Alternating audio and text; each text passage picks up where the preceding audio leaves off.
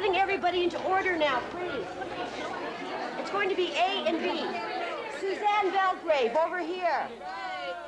It's strange to feel that this is it for school, because it has been a secure thing in my life for 4 years. And I'm starting to realize that it's the real world out there, and, you know, I have to survive. And that's why I have to work at Eaton's. I have to pay my rent. I can't turn around and ask somebody to help me out anymore. Leslie Jane over here. Right here. The English translation of Pasquale is Pat. That's how big was the baby? No. Suzanne's final year at Ryerson Polytechnical Institute was a hectic one, keeping up with her course in fashion merchandising, holding down a part-time job, and running her own business as a fashion sales rep. Fashion is larger than life. I like that. I like the fantasy land that it creates. There's the glamour, the glitz, the shine, the people. That's nice. That's nice to be around and nice to dip into every once in a while. Becoming part of that world meant a constant juggling of activities. Earlier in the year, Suzanne acted as coordinator for a student fashion show at Ryerson. I don't want anything too, I don't want to really look like a model. I want to be, you know, just natural. It's me. I didn't know what I wanted, and one day I sat down in my room and I looked around, and everywhere I had put fashion pictures from Vogue and wherever. I looked at my desk, which was covered with fabric and garments that I was in the process of sewing, and I realized that I had been extremely stupid to not see that that's the direction I feel I was meant to take. All I'm doing now is just working in some mousse and some gel to... Yeah, I'll need that done later on, just before... Definitely. Let's have all the models together. Come around this way. Well, there we go. I just wanted to say you all look just fantastic. Hair and makeup did a wonderful job. The garments look great. Now, we chose you as our #1 models. This is the first show of a fantastic year. I want you to live it and just really enjoy yourselves out there. Dance, you know, be happy, feel the music.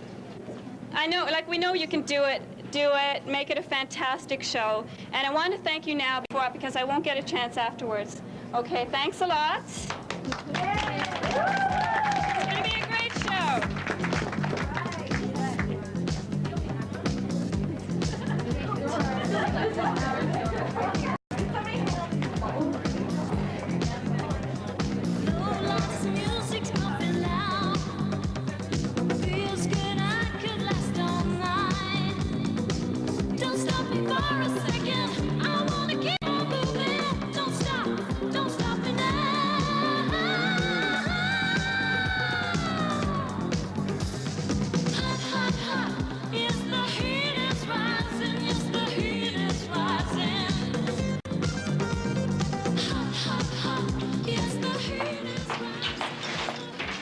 All through her last years at school, Suzanne traveled the country with several lines of jewelry and one clothing line, product of 2 young designers who called their enterprise Comrags. We're planning on trying to have our fall line completed by the first week in April? Yeah. Something like before a week before market week. I know for the season after that, I want to have a showroom. I want to get a loan and get the showroom and do that. Great. Because, you know, my sales are looking up. My sales have more than doubled now. My sales have almost tripled, actually. And I think that for me to grow more, I need a showroom. And I think then I would get a couple more clothing lines also. Like the response we've had for you actually being our sales rep has been really positive. Everyone we talk to on the phone really likes you and they remember who you are and stuff like that. I think they like the fact that you're younger too. You're not sort of establishment, you're sort of doing something new.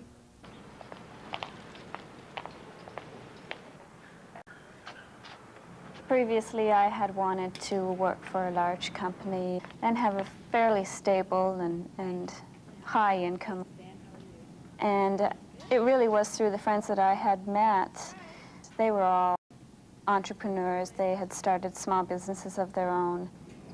I don't know, I saw something that I definitely wanted that working for a large company could never, ever offer me. But I'm looking forward to this line. How many pieces do you have there, Suzanne? I've got about 15. Oh, look at the colors. They're great. Yeah, they're really, really pretty. So I'll just let you look through. Take a browse and... Okay. Mm-hmm. Now, I love this. It's almost a tuxedo look, Yeah, isn't it? that's true. With the That's fake front. true. That's right. And the, you know, like those old collars that they used to button on. Wouldn't change your shirt, you'd change the collar. The first few times, and even more than a few times that I went out selling, I was incredibly nervous.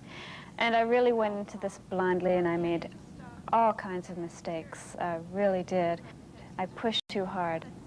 I was really trying to be a hard sell because so many friends of mine would say, well, how can you be selling? You're so quiet, you're so shy. You know, you have to be aggressive to do something like that. Well, it's not true at all.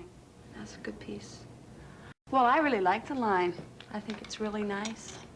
Good, good. Can I just check the prices on those? Okay. I like the fact that I have total control over my fortunes or misfortunes. There are headaches to having a business, but ultimately, I get much more out of having me create the headaches than somebody else creating them for me.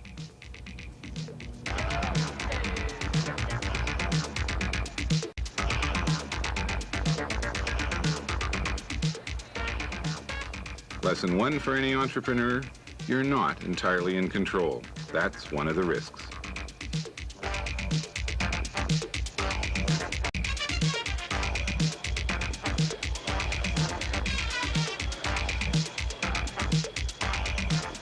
Comrags suddenly decided they needed a more established sales rep because now they were hitting the big time. Being an entrepreneur means gaining independence at the price of security.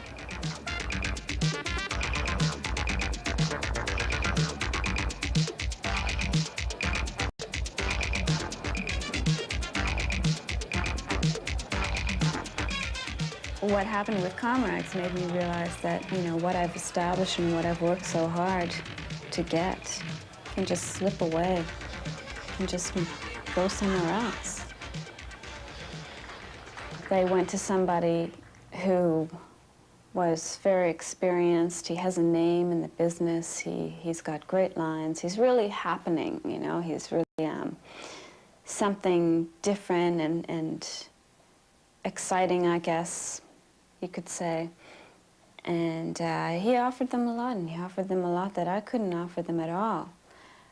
And he had money. He has money. I don't have money. I want to get where he is, you know. I want to do that, but it takes time. I'm very uncertain right now. I'm feeling positive, but this business is very erratic, if that's a good way of explaining it. And maybe I am.